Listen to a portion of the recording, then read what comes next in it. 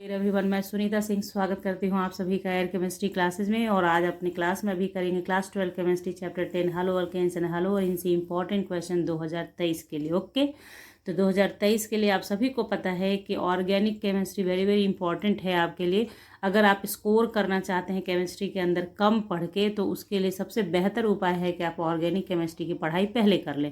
क्योंकि आपको जब मैंने सिलेबस समझाया था उसमें भी आपको बता रखा है, बहुत अच्छे से सिलेबस समझाया था आपको लिख के, कि आपको ऑर्गेनिक केमिस्ट्री अच्छा स्कोर करवा सकता है। इसलिए ऑर्गेनिक केमिस्ट्री को पढ़िए। इसमें न्यूमेरिकल भी नहीं होते हैं, गलत होने की संभावना नहीं होती, सिर्फ कॉन्सेप्ट होता है ऑर्गेनिक के अंदर।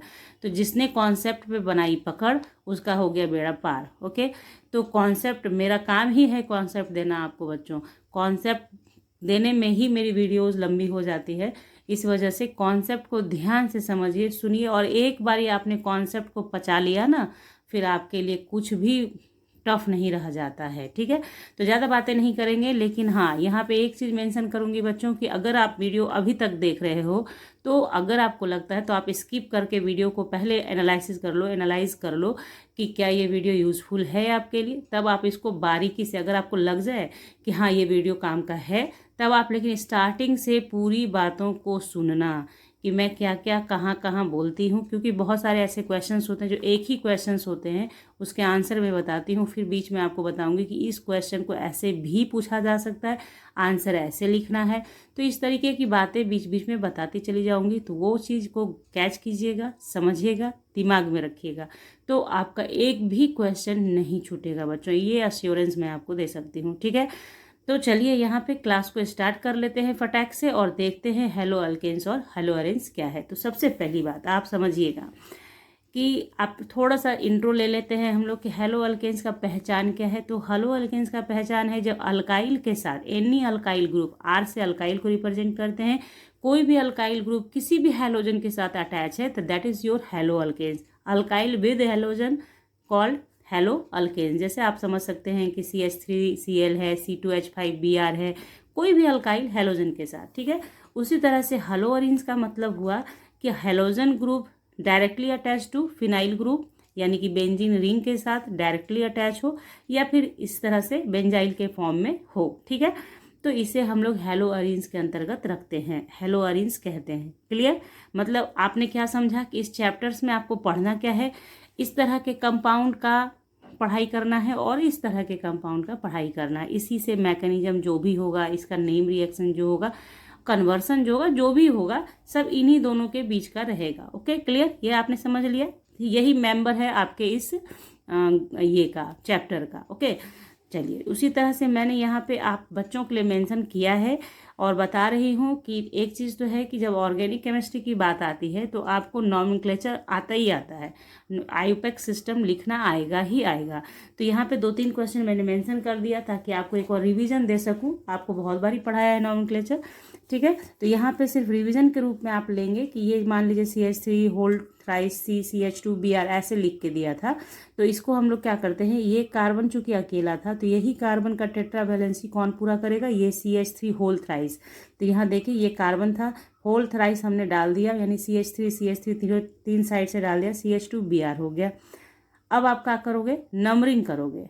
ठीक है, तो Br जिधर है वहीं से नंबरिंग होगा, क्योंकि जो भी आपका सबसे फंक्शनल ग्रुप जैसा ट्रीट लगता है आपको कि है, यहाँ पे Br है ना, तो ये, हालांकि ये देखिए फंक्शनल ग्रुप क्या है, ये आपको जब नॉमेनक्लेचर पढ़ाया गया था तो आपको बताया गया था कि Br ये सब जो होते हैं, जो भी हैलोजन होते हैं, वो मेन ग्रुप के रूप में नहीं लिए जाते हैं, वो साइड चेन के रूप में ही होते हैं। बट यहाँ पे ये है, तो नंबरिंग आप यहाँ से ही करोगे, इधर से नहीं करोगे। ठीक है, तो 1 2 3, 1 2 3। ओके, ठीक है, तो देखिए यहाँ पे 2 पे आपको 2 मिथाइल मिल रहा है, तो आप पहले क्या करोगे, लिखोगे 2 2, कॉमा देना है और छोटा सा हाइफन फिर देना है, डाई मिथाइल, क्योंकि 2 मिथाइल ग्रुप है इसलिए डाई मिथाइल।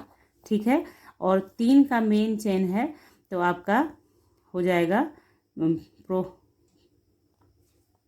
उसके बाद आप देखें ब्रोमीन भी 1 पोजीशन पे है, तो आप लिखेंगे, छोटा सा डैश देंगे, 1 देंगे, ऐसे लिखेंगे ब्रोमो, और मेन चेन 3 का है तो प्रोपेन, यही है आईयूपैक नेम। ठीक है, तो ये हो गया हम लोगों का 2 2 डाईमिथाइल 1 ब्रोमो प्रोपेन। ठीक है, उसी तरीके से यहाँ दे रखा था। सेकंड नंबर क्वेश्चन है हमारा इस तरीके का। तो इसमें नंबरिंग ध्यान दीजिएगा, नंबरिंग आप करेंगे किधर से, जिधर से कि डबल बॉन्ड, क्योंकि डबल बॉन्ड प्रायोरिटी में इससे ऊपर है, इसलिए नंबरिंग उसको पहले मिलना चाहिए। तो इसलिए हम लोगों का क्या हो जाएगा, 1 2 3 हो जाएगा, 1 2 3 4, सॉरी 4 तो होना ही नहीं है, ये तो ब्रोमीन है, इसको 4 नहीं करेंगे, 1 2 3। तो यहाँ देखिए, यहाँ से अगर आप नंबरिंग करेंगे तो मिथाइल तो आपको 2 पे ही मिलेगा, लेकिन आपका डबल बॉन्ड जो हो जाएगा 2 पोजीशन पे हो जाएगा अगर उल्टा नंबरिंग करते हैं तो इधर से। तो हम लोगों का नंबरिंग किधर से होना चाहिए, इधर से होना चाहिए, क्योंकि इससे डबल बॉन्ड नज़दीक आ रहा है। तो हो गया, नाम आप इसका लिख सकते हैं। अब क्या लिख सकते हैं, 2 पे मिथाइल मिला है आपको, 2 मिथाइल। उसके बाद आपका 3 पे ब्रोमो है, 3 ब्रोमो। फिर आपका मेन चेन 3 कार्बन का प्रोप 1 पे आपका डबल बॉन्ड है, 2 और 1 के बीच में है तो एक ही ना लेते हैं, प्रोप 1 इन, या कोई बच्चा लिख देगा 2 मिथाइल 3 ब्रोमो प्रोपीन, वो भी सही हो जाएगा, क्योंकि 1 पोजीशन नहीं भी दिखाया जाए तो कुछ भी गलती नहीं होती है। ये आपने समझ लिया। उसी तरह से यहाँ पे इसका नाम हो जाता है, देखिए ये जो ग्रुप आप देख रहे हैं ना, इसको बेंजाइल कहते हैं, बेंजाइल, ठीक है। तो ये हो गया बेंजाइल क्लोराइड, क्लोराइड, ठीक है।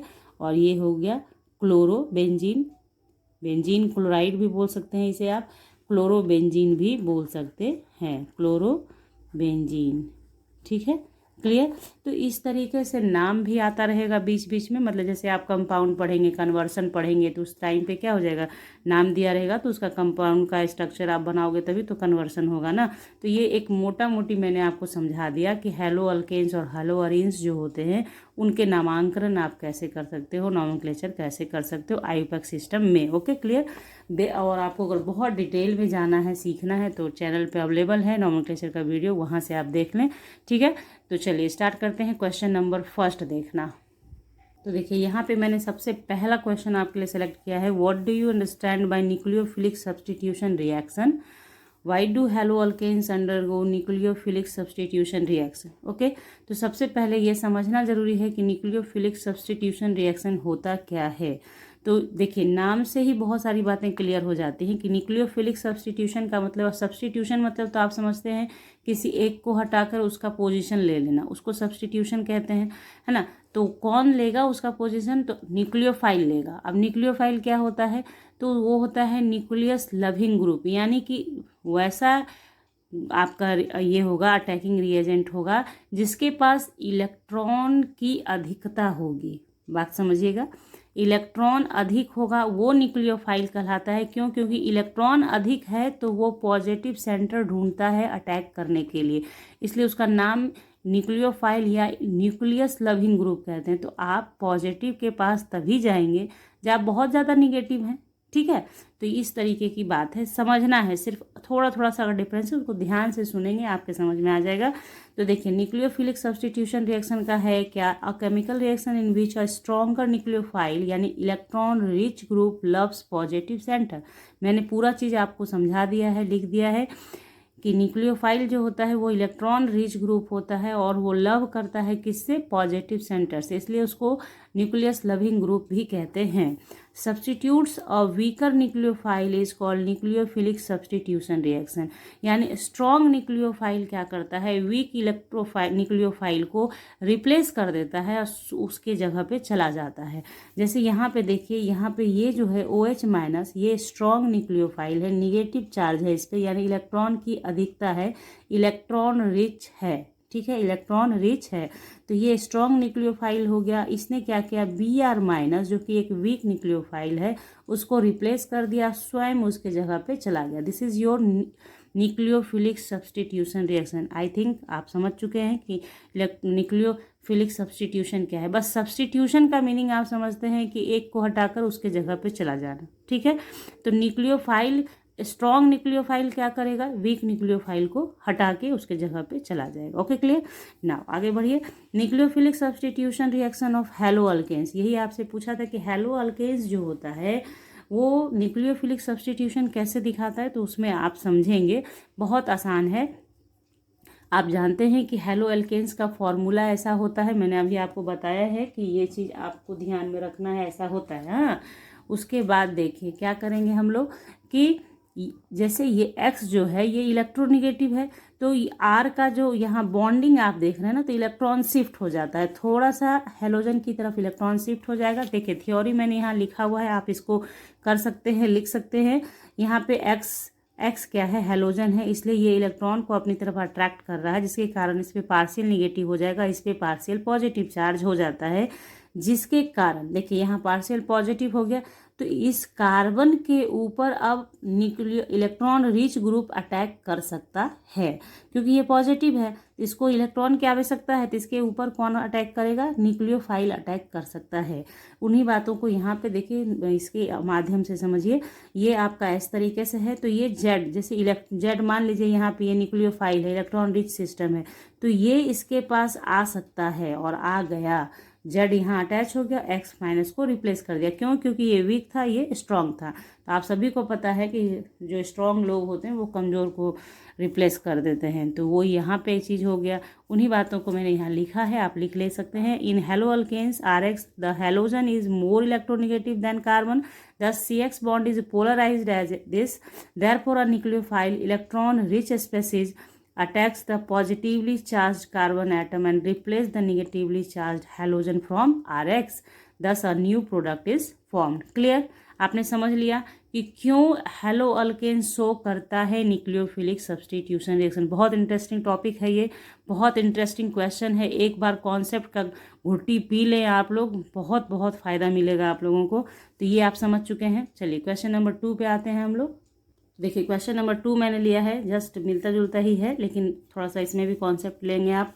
क्या है, the CCl bond length in chlorobenzene is shorter than that in this. ठीक है, यानी क्लोरोबेंजीन के अंदर भी CCl बॉन्ड होता है और CH3Cl भी बॉन्ड Cl है, बट ये जो होता है शॉर्टर होता है देन दिस। ठीक है, तो यहाँ पे हम लोग हाइब्रिडाइजेशन का यूज करेंगे, बॉन्ड लेंथ हो, बॉन्ड एंगल हो, ठीक है, या आपका बॉन्ड पैरामीटर्स जो भी होते हैं, बॉन्ड लेंथ है, बॉन्ड एंगल है, इन सब की चर्चा जब कभी भी आती है तो वो हम लोगों को क्या है, हाइब्रिडाइजेशन के थ्रू देना होता है।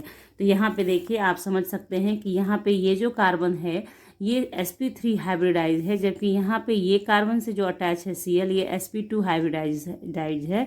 और केमिकल बॉन्डिंग के दौरान जब हाइब्रिडाइजेशन मैंने आपको पढ़ाया है तो उसमें बताया है कि sp3 जो होगा उसका बॉन्ड लेंथ बड़ा होगा sp2 की अपेक्षा, और sp2 से बॉन्ड लेंथ छोटा होगा किसका, sp का। तो यहाँ तो वो है नहीं, लेकिन मैंने आपको बताया। ठीक है, तो इसी चीज़ को यहाँ लिख देंगे। In haloalkanes the halogen atom is attached to sp3 hybridized carbon, while in haloarenes it is attached to sp2 hybridized carbon whose size is smaller than sp3 orbital carbon, therefore CCl bond in chlorobenzene is shorter than this। Okay, clear, concept आ गया आपके दिमाग में। अब ये question आ जाए या इस टाइप से देख के कोई भी क्वेश्चन आ जाए तो आपको मैंने क्या बताया, बॉन्ड लेंथ बताना है तो हाइब्रिडाइजेशन पे जाइएगा, बॉन्ड एंगल बताना है तो हाइब्रिडाइजेशन पे जाइएगा। ओके, क्लियर, समझ गए आप। क्वेश्चन नंबर 2 भी कंप्लीट। क्वेश्चन नंबर 3 पे आते हैं हम लोग। अब देखिए, haloalkanes are insoluble in water, give reason. अब हेलो अल्केन्स जो है वो इनसॉल्युबल इन वाटर होता है, क्यों? तो इसका आंसर आप थोड़ा थोड़ा जानते भी हैं, क्लास 10th में जब आप पढ़ रहे थे तो उसमें जो सोप के बारे में पढ़ाया जाता है वही चीज़ यहाँ भी है कि haloalkanes are insoluble in water because the alkyl group जो R होता है ना इज़ हाइड्रोफोबिक। वो मतलब हाइड्रोजन लविंग मतलब हाइड्रोफोबिक होता है, वो हाइड्रो लविंग ग्रुप नहीं होता, यानी वाटर से उसको कोई लव नहीं होता है, उससे दूर भागना चाहता है। Okay, that is R group is water hating group, thus haloalkanes are unable to form H bonding with water molecule। इसलिए क्या हो जाता है कि haloalkanes जो होता है वाटर के साथ H bonding ही नहीं बना पाता है, और जब H bonding नहीं बनाएगा तो soluble नहीं होएगा। बात है क्लियर? ठीक है, and therefore RX is insoluble in H2O। Clear? Haloalkanes जो होते हैं इनसॉल्युबल होते हैं। क्यों? क्योंकि वो एच बॉन्डिंग नहीं बना पाते हैं वाटर के साथ, ब्रेक नहीं कर पाते हैं, एच बॉन्डिंग नहीं कर पाते हैं वाटर के साथ, इसलिए इनसॉल्युबल होते हैं। और साथ ही साथ आप समझ गए कि आपका जो अल्काइल ग्रुप होता है वो आपका हाइड्रोफोबिक होता है, यानी वाटर हीटिंग ग्रुप होता है। ठीक है, समझ गए आप? तो ये क्वेश्चन नंबर 3 कंप्लीट। चलिए 4 पे चलते हैं। देखिए क्वेश्चन नंबर 4 है हमारा, the melting points and boiling points of haloalkanes are much higher than parent alkanes. ये क्वेश्चन हाईलाइटेड क्वेश्चन है।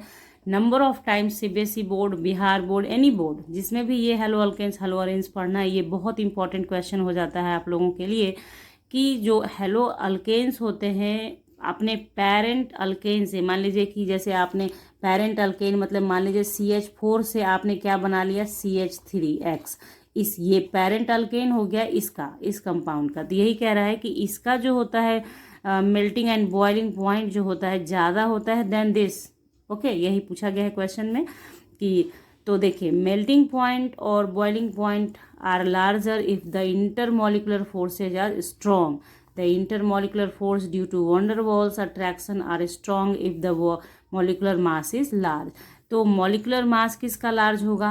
हेलो अल्केन्स का होगा, क्योंकि आपने देखा कि इसमें अब हेलो ग्रुप आ जाता है, यानी हेलोजन ग्रुप आ जाता है जिसका कि मास बढ़ेगा।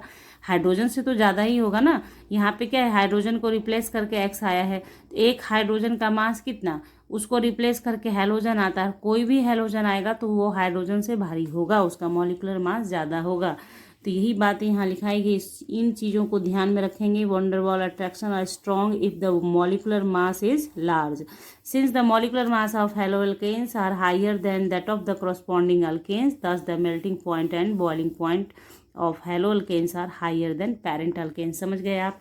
कोई दिक्कत नहीं है इसमें। अब इसी टाइप के क्वेश्चंस पूछे जाएंगे। तो कॉन्सेप्ट इस क्वेश्चन का क्या था कि अगर मॉलिक्यूलर मास बढ़ेगा, और भी रीजन होते हैं लेकिन यहाँ पे क्या है, मॉलिक्यूलर मास बढ़ेगा तो आपका क्या है, van der Waals force strong हो जाएगा और उसको ब्रेक करने के लिए ज़्यादा एनर्जी देना होगा आपको, जिसके कारण मेल्टिंग पॉइंट और बॉइलिंग पॉइंट जो आपका हेलो अल्केन्स का है वो बढ़ जाएगा देन पेरेंट अल्केन। क्लियर? तो कॉन्सेप्ट यही है, इस चीज़ को आपको अंडरलाइन करके अपनी कॉपी पे रखना है ताकि आपको एग्जामिनेशन के अंदर वेरी मतलब आपको ज़रूरत हो जाएगा कि आप इस बात को लिखें। नहीं लिखेंगे मार्क्स नहीं देगा। कहानी लिखने से साइंस में मार्क्स नहीं आता है, साइंस में फैक्ट से ही मार्क्स आता है। ओके, तो question number 4 complete. Question number 5 पे आ जाइए। देखिए बहुत अच्छा क्वेश्चन हुआ, how do the boiling point of RCl, RBr, RI show variation. देखिए है ना, अभी जस्ट मैंने आपको ऊपर बताया है जो क्वेश्चन, उसी का ये दूसरा फॉर्म है, पूछने का तरीका है कि मान लीजिए कि तीनों दिया है और पूछ रहा है इसमें से कि आपको क्या करना है कि वेरिएशन बताइए बॉइलिंग पॉइंट में। तो अभी जस्ट बताया जो ऊपर वही होगा कि जिसका मॉलिक्यूलर मास ज़्यादा हो जाएगा उसका बॉइलिंग पॉइंट ज़्यादा हो जाएगा। तो यहाँ पे आयोडीन सबसे बड़ा है, हेलोजन में सबसे ज़्यादा मास अगर किसी का है तो वो आयोडीन का है, फिर ब्रोमीन ऊपर है उसके ऊपर क्लोरीन है। तो सबसे ज़्यादा बॉइलिंग पॉइंट किनका होगा? RI का होगा, तो RI आया। उसके बाद Br वाला होगा, फिर Cl होगा। उसी चीज़ को मैंने यहाँ लिख दिया है, there is increase in molar masses from RCl to RI, therefore there is increase in their boiling point also, order of boiling point this. Okay, clear? आपने समझा कि ऊपर वाला जब क्वेश्चन आप पढ़ लेते हैं तो इस टाइप का क्वेश्चन MCQs में भी देता है, arrange in increasing order of boiling point. तो increasing order of boiling point में सजाने देगा, डिक्रीजिंग ऑर्डर में देगा। तो जब कॉन्सेप्ट होगा तभी तो आप सजा पाएंगे ना। तो ये हो गया, आप समझ गए कैसे कैसे पढ़ना है आपको। तो 5 नंबर क्वेश्चन कंप्लीट। 6 पे आते हैं हम लोग।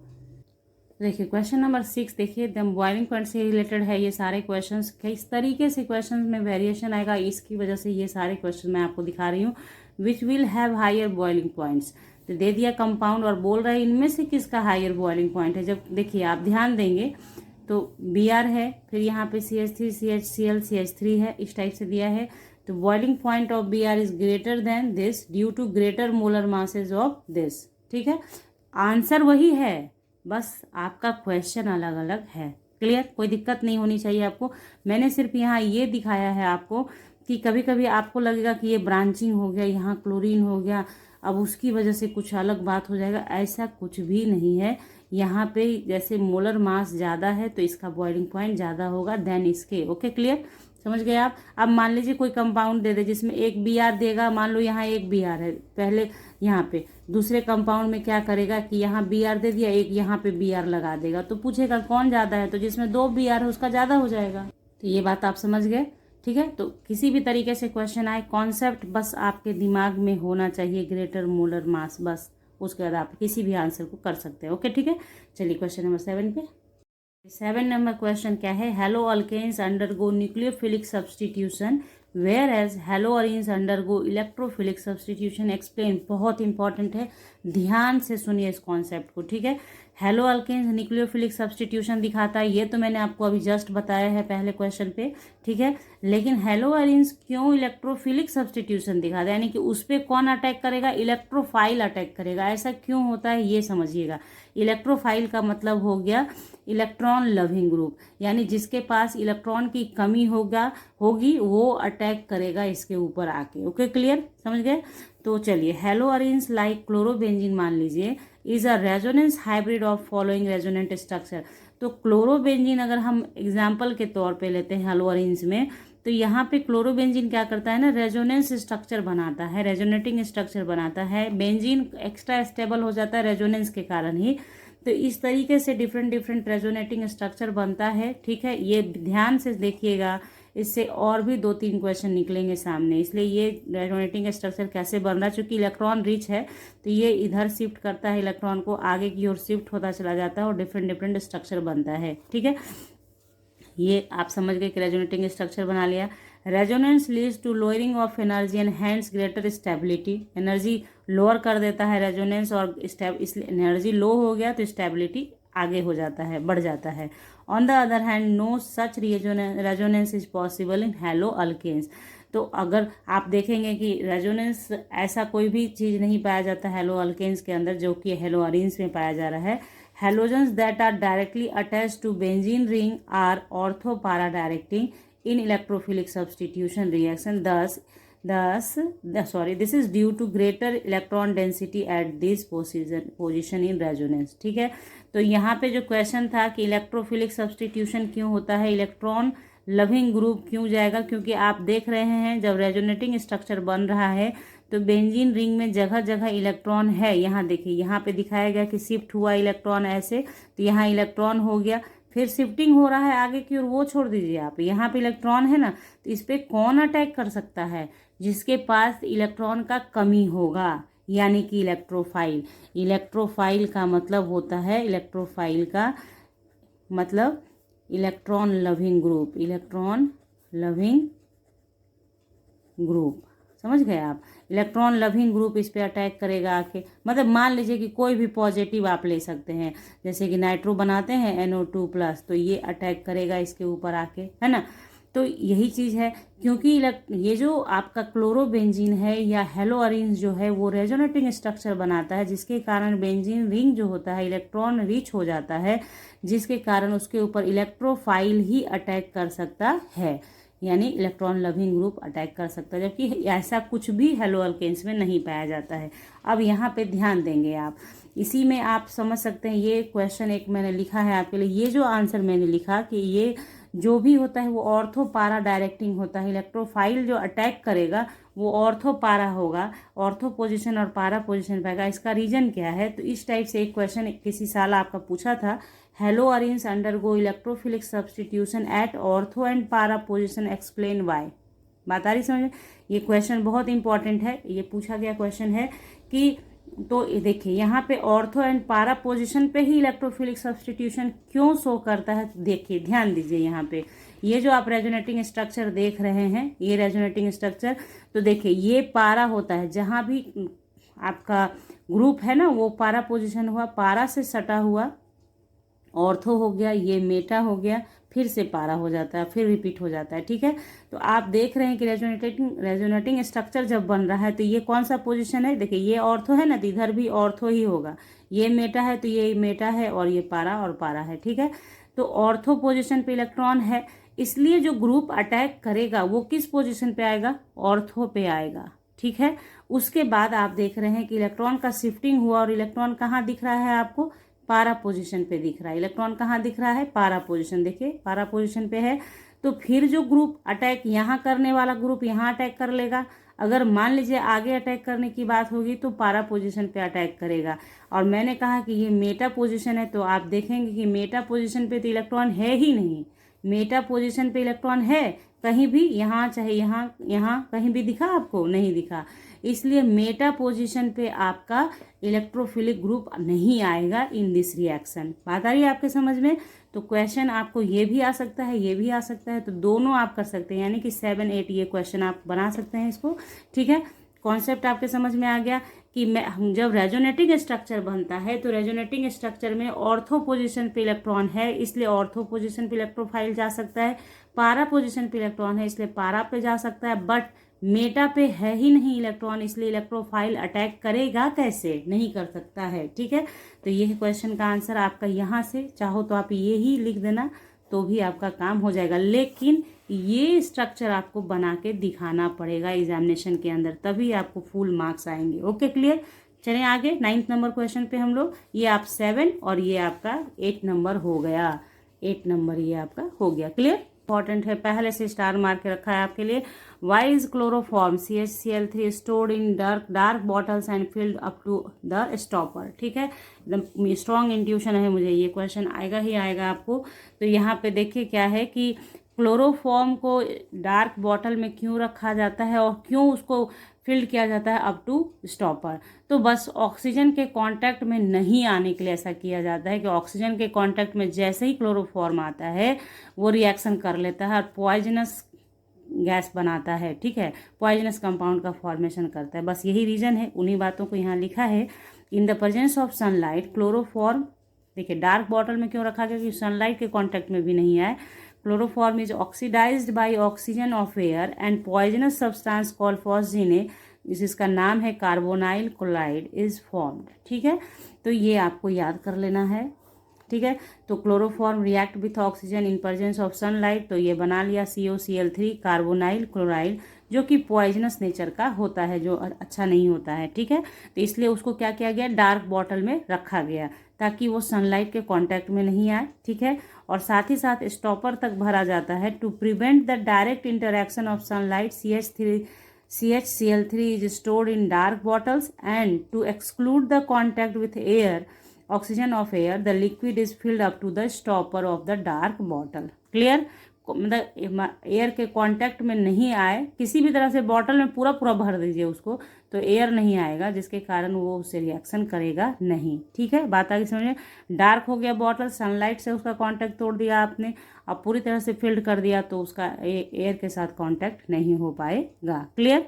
आगे बढ़ते हैं क्वेश्चन नंबर 10 पे। तो देखिए क्वेश्चन नंबर 10 है, what is carbyl amine reaction?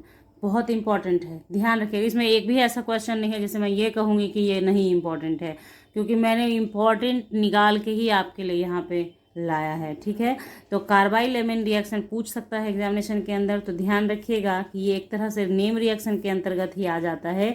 और ये अगर आप पढ़ लेते हैं तो इससे आप टेस्ट ऑफ एमीन भी कर सकते हैं। टेस्ट ऑफ मतलब कहने का अंदर क्लोरोफॉर्म दिया है कि नहीं दिया है उसका टेस्ट भी कर सकते हो, तो टेस्ट फॉर क्लोरोफॉर्म भी इस्तेमाल हो सकता है, एमीन के लिए भी इस्तेमाल हो सकता है, इसलिए बहुत इंपॉर्टेंट हो सकता है ये। ठीक है, तो the reaction between chloroform with a primary amine in presence of alcoholic KOH is called carbyl amine reaction. In this reaction, carbyl amine or isocyanide is formed. The resulting compound has very disagreeable smell. This reaction is test for chloroform and for primary amines it is called isocyanide test also. ठीक है, तो देखिए आपको मैंने जो कहा वही है, बस इसको याद कर लेना है कि क्लोरोफॉर्म प्राइमरी एमीन से रिएक्शन करता है in presence of alcoholic KOH, तो अल्काइल साइनाइड बनाता है जिसका स्मेल डिसएग्रीएबल होता है, मतलब अच्छा नहीं होता है, आप उसको पसंद नहीं करेंगे। ठीक है, और ये जो टेस्ट होता है कार्बाइल एमीन टेस्ट, आप क्लोरोफॉर्म के टेस्ट में भी यूज़ कर सकते हैं, यानी अगर क्लोरोफॉर्म है प्राइमरी एमीन एल्कोहलिक KOH के प्रेजेंस में डालेंगे तभी ये बनेगा, तो कन्फर्म हो जाता है कि क्लोरोफॉर्म है। या फिर क्लोरोफॉर्म लेके प्राइमरी एमीन का टेस्ट करना हो तो प्राइमरी एमीन दिया रहेगा, टेस्ट करके बताना रहेगा कि यह प्राइमरी है या नहीं, तो एमीन में आप ये दोनों चीज़ डालो, अगर ये बनता है तो हो गया कि प्राइमरी एमीन है, अदरवाइज नहीं है। तो ये दोनों के लिए इस्तेमाल होगा, लिख भी दिया है मैंने आपकी सुविधा के लिए, ताकि आप बाद में जब मेरा क्लास करने के बाद इसे पढ़ो तो समझ में आए कि क्या लिखाया गया।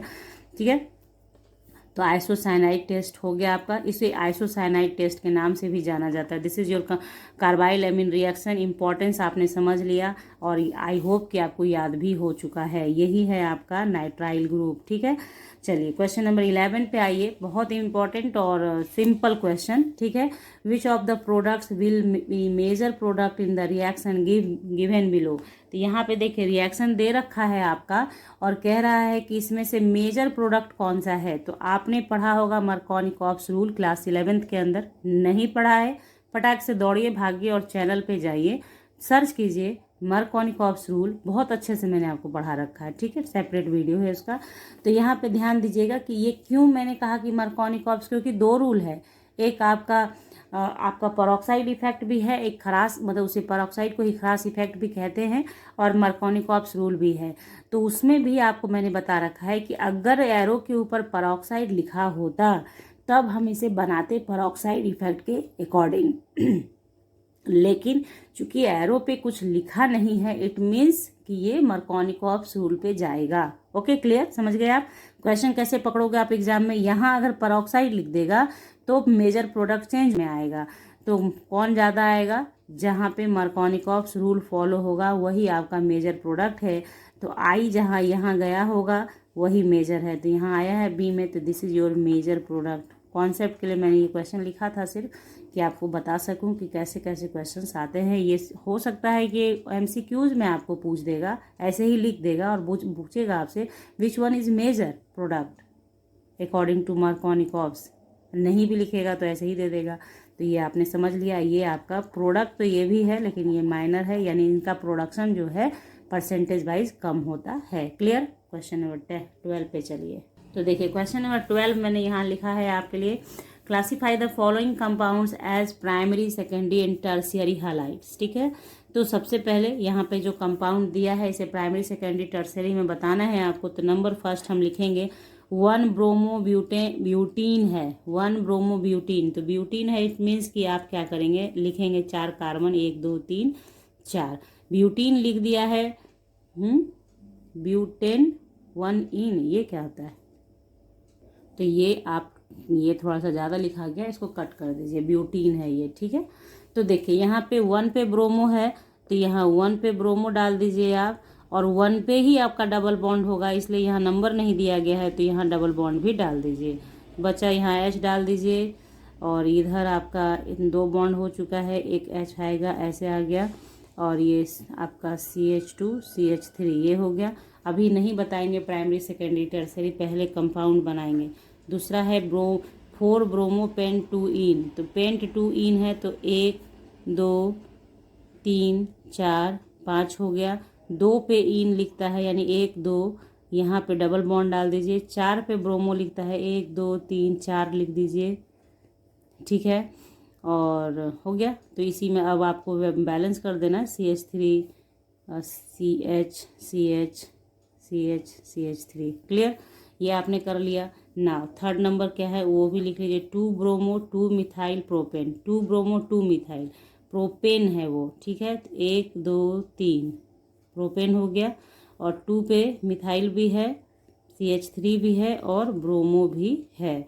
उसके बाद बैलेंस कर दीजिए इसे, CH3। अब देखिए आइए प्राइमरी, सेकेंडरी, टर्शियरी। तो यहाँ पे समझिएगा क्या है कि अगर आपका हैलोजन ग्रुप, हैलोजन जो है आपका वो 2 डिग्री कार्बन से जुड़ा है, यानी कि वैसे कार्बन से जुड़ा है जो कि 2 तरफ से आपका अटैच है, किससे, कार्बन के साथ, 2 साइड से कार्बन के साथ जुड़ा है, तो इसको बोलते हैं 2 डिग्री कार्बन। ठीक है, और 2 डिग्री कार्बन से अगर अटैच है हैलोजन तो उसे बोलते हैं 2 डिग्री हैलाइड, या फिर उसे आप सेकेंडरी बोल सकते हैं, सेकेंडरी। ठीक है, सेकेंडरी अल्केन्स बोल सकते हैं। इसलिए इसको समझा रही हूँ कि ध्यान से, मैंने आपको पढ़ाया है बहुत स्टार्टिंग में ही कि टाइप्स ऑफ कार्बन कितने होते हैं। तो वैसा कार्बन जो 2 साइड से कार्बन से अटैच हो तो उसे कहते हैं हम लोग क्या, 2 डिग्री, और उससे हैलोजन अटैच है तो 2 डिग्री, यानी कि सेकेंडरी। 2 डिग्री मतलब सेकेंडरी, कोई दिक्कत नहीं, समझिएगा। 2 degree secondary, 1 degree primary, 3 degree tertiary. Okay, तो ये हो गया आपका, एक चीज़ आपने समझ लिया। उसके साथ ही साथ नीचे वाले में देखेंगे, ये कार्बन है 3 साइड से कार्बन से घिरा है, 3 साइड से कार्बन से घिरा है, इसलिए 3 डिग्री कार्बन है। और 3 डिग्री कार्बन से ब्रोमीन लटका है, इसलिए ये आपका कैसा है, टर्शियरी हलाइड है, टर्शियरी हलाइड है। यानी कि आपका 3 डिग्री कार्बन से अगर अटैच है तो वो टर्शियरी होता है, टर्शियरी हलाइड या 3 डिग्री हलाइड। क्लियर। तो बचा आपका प्राइमरी। तो आपको समझ में आ चुका होगा कि वैसा कार्बन जो सिंगल कार्बन से अटैच हो या फिर अकेला रहता है, सिंगल कार्बन से अटैच हो, उसके साथ अगर ब्रोमीन अटैच है तो वो आपका क्या हो जाता है, 1 डिग्री हो जाएगा। यानी 1 डिग्री कार्बन से जुड़ा है तो 1 डिग्री कार्बन का पहचान है सिर्फ एक कार्बन से अटैचमेंट, 2 डिग्री का पहचान है 2 कार्बन से अटैचमेंट, 3 डिग्री का पहचान है 3 साइड से अटैचमेंट। 3 साइड से मतलब एक ही कार्बन 3 तरफ से कार्बन से घिरा हो, यही कार्बन 3 तरफ से कार्बन से घिरा, ये कार्बन 2 तरफ से कार्बन से घिरा, ये कार्बन 1 तरफ से कार्बन से घिरा है। तो ये हो गया प्राइमरी। समझ गए आप, कॉन्सेप्ट आप समझ चुके हैं। क्लियर, कोई दिक्कत नहीं। कोई दिक्कत हो तो बताइएगा कमेंट सेक्शन में, ताकि एक बारी कोशिश मेरी रहेगी कि एक समराइज्ड वीडियो आपको दे सकूं। तो आपने अगर आप कमेंट सेक्शन में डाल रखा होगा अपने प्रॉब्लम को, तो जब समराइज्ड वीडियो एक बनाऊंगी तो उस टाइम आपका प्रॉब्लम सॉल्व कर दूंगी। Okay, clear. तो ये हो गया हमारा क्वेश्चन नंबर 12। आइए 13 पे। 13 क्वेश्चन नंबर देखिए क्या है, कहता है what happens when haloalkanes react with sodium metal in dry ether, dry ether. ठीक है, तो when haloalkanes react with sodium metal in dry ether then an alkane is form. तो इसे उर्ज रिएक्शन के नाम से भी जाना जाता है। ये जो आपने क्वेश्चन देखा ना, this is your Urja reaction, name reaction में भी आता है ये। तो हेलो अल्केन सोडियम के प्रेजेंस में ड्राई ईथर के रहने पर रिएक्शन करता है तो अल्केन बनाता है, यानी हायर अल्केन बन जाता है। तो देखिए इस तरह से रिएक्शन होते हैं और आपका बन जाता है। ये सब याद रखिए, उर्ज रिएक्शन में ड्राई ईथर यूज होता है और सोडियम यूज होता है।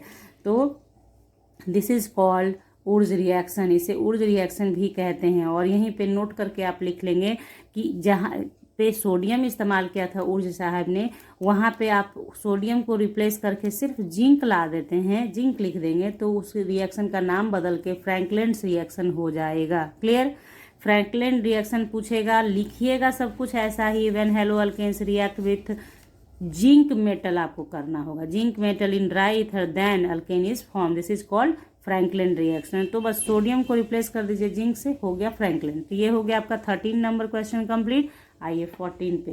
तो देखिए 14 नंबर क्वेश्चन है, Grignard reagent should be prepared under anhydrous condition. तो सबसे पहले ये जान लीजिए कि ग्रिग्नार्ड रिएजेंट होता क्या है, तब जानेंगे कि उसे क्यों अनहाइड्रस कंडीशन में प्रिपेयर करना होता है। तो अल्काइल मैग्नीशियम हालाइड को बोलते हैं ग्रिग्नार्ड रिएजेंट। ठीक है, RMgX इसे बोलते हैं अल्काइल मैग्नीशियम हालाइड, या इसको जिसने बनाया उनका ग्रिग्नार्ड, विक्टर ग्रिग्नार्ड नाम था, उन्हें नोबेल पुरस्कार भी मिला है। उन्हीं के ऑनर में इस रिएजेंट का नाम ग्रिग्नार्ड रिएजेंट भी कहते हैं। बहुत इंपॉर्टेंट रिएजेंट है, इसलिए उन्हें नोबेल पुरस्कार मिला। ठीक है, तो RMgX है। तो Grignard reagent are very reactive. ठीक है, they react with alcohol, water, amines etcetera. बहुत रिएक्टिव होता है, जो कि एल्कोहल से भी रिएक्ट करता है, वाटर से भी करता है, एमीन से भी करता है, to form corresponding hydrocarbon. React कर लेगा अगर तो क्या करता है, वो हाइड्रोकार्बन बना देता है। जैसे ये देखिए यहाँ पे एग्जांपल लिखा है मैंने, RMgX HOH। तो ये क्या बन गया, देखिए यहाँ पे ये अटैच हो गया इसके साथ आके, हाँ इसके साथ अटैच हो गया, ये H इसके साथ, तो RH बन गया। तो RH का मतलब हो गया यही हाइड्रोकार्बन हो गया, हाइड्रो मतलब ऐसे लिख दो CH3H लिख दिया तो ये क्या हो जाएगा, CH4 नहीं है, वही है, उसी तरीके से लिखा गया हाइड्रोकार्बन। अल्काइल के साथ हाइड्रोजन डाल दिया तो हाइड्रोकार्बन हो गया। तो यहाँ पे ये ऐसा हो गया।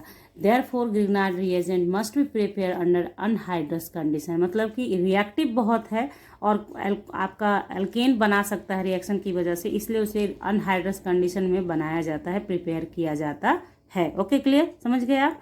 तो ये हो गया ग्रिग्नार्ड रिएजेंट। क्वेश्चन नंबर 15 देखिए क्या है, what do you understand bye electrophilic substitution reaction. जो आपको बताया था एक क्वेश्चन आपको पीछे, वही उस सिर्फ समझा दूंगी यहाँ पे कि इलेक्ट्रोफिलिक, बहुत सारे बच्चे होते हैं कि आपने सिर्फ बोला लिखाया तो है नहीं। तो इलेक्ट्रोफिलिक सब्स्टिट्यूशन का मतलब होता है chemical reaction in which an electrophile यानी कि electron loving group is attach two electron rich carbon atom by replacing a hydrogen atom of a molecule is called nucleophilic.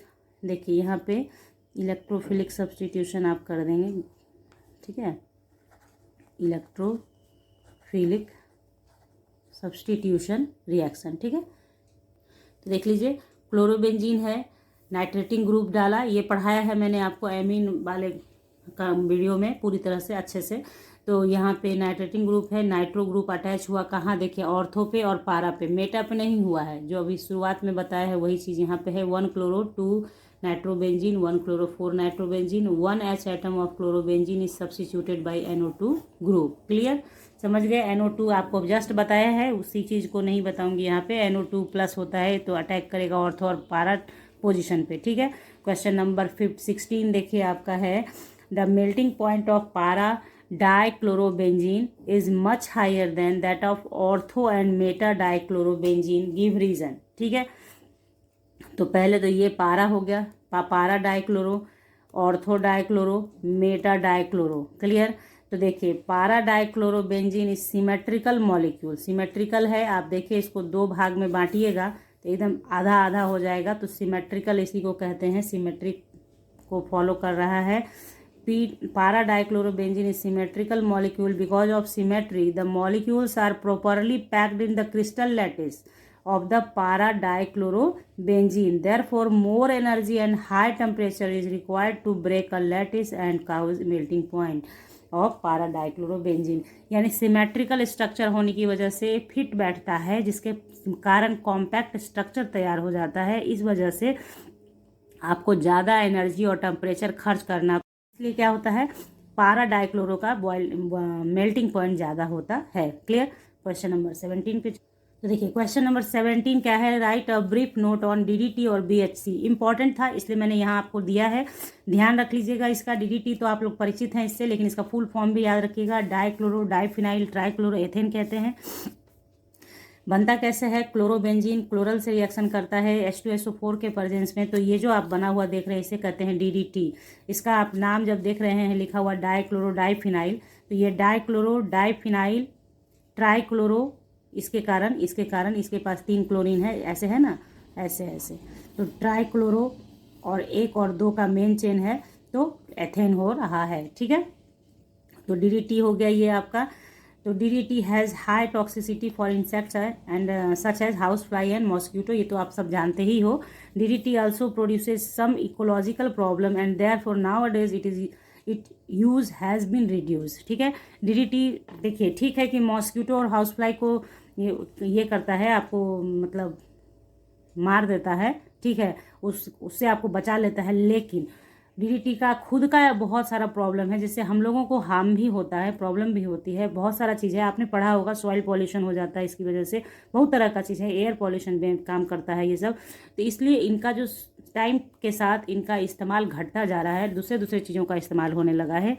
फिर आइए BHC क्या है, फुल फॉर्म है इसका BHC benzene hexachloride. BHC trade name है, ये व्यापारिक नाम है, benzene hexachloride BHC। IUPAC name है 1 2 3 4 5 6 हेक्साक्लोरोसाइक्लोहेक्सेन, ठीक है। बनता कैसे है, तो बेंजीन को जब आप UV रेज के प्रेजेंस में क्लोरीन के साथ रिएक्शन कराते हैं तो आपका चारों ये 6 पोजीशन पे क्लोरीन जुड़ जाता है आके, तो 1 2 3 4 5 6 क्लोरोसाइक्लोहेक्सेन।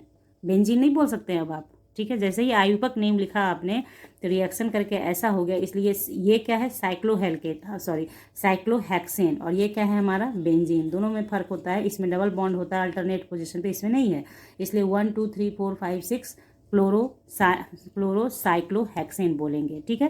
तो ये था छोटा सा आपका कि एक DDT और BHC के बारे में आपने जानकारी ले ली कि ये एक तरह से क्या है आपका हेलो अल्केन्स और हेलो अरीन्स का बहुत इंपॉर्टेंट कंपाउंड है, जो आपके डेली लाइफ में भी इस्तेमाल होता है, बहुत सारे चीज़ों में इस्तेमाल होता है, ठीक है। इसका नाम याद रखिएगा, इसका मतलब स्ट्रक्चर याद रखिए कि क्या है, हाँ।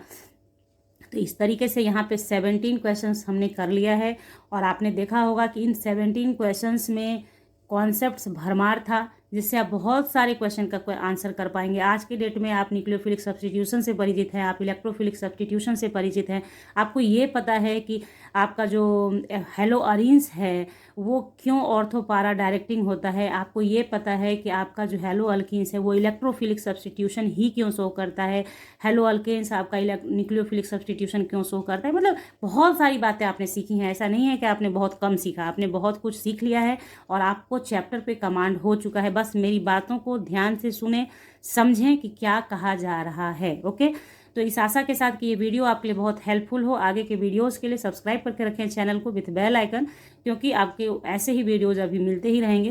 तो मिलेंगे आपसे नेक्स्ट क्लास में नेक्स्ट वीडियो के साथ, नेक्स्ट क्वेश्चंस के साथ, कॉन्सेप्ट के साथ। तब तक के लिए bye, thank you, take care, have a nice day बच्चों।